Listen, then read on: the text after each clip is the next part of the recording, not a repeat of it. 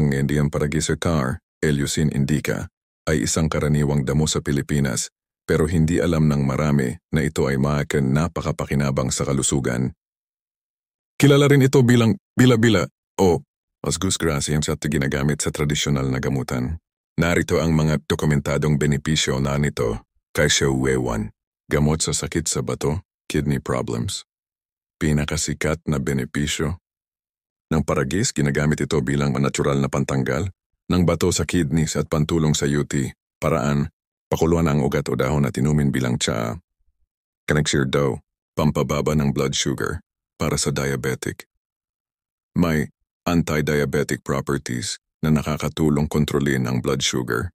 Pinaniniwala ang nagpapataas ng insulin sensitivity. 3. Panlaban sa high blood pressure. Nakakatulong magpababa ng presyon dahil sa diuretic effect nito, nagpapataas ng ihi. 4. Gamot sa rayuma at pananakit ng katawan. Ginagamit ang dinikdik na dahon bilang mga pampaligo o pang-massage sa masakit na kasukasuan. 5. Pampagaling ng sugat at balat. May antibacterial properties, kaya mabisa sa mga paso, galis at pigsa.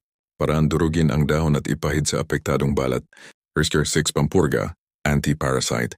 Mabisa laban sa ambulate sa tiyan at iba't ibang intestinal worms. 7. Pampalakas ng immune system. Mayaman sa antioxidants na nakakatulong laban sa mga sakit. Irantidang, paano gamitin ang paragis?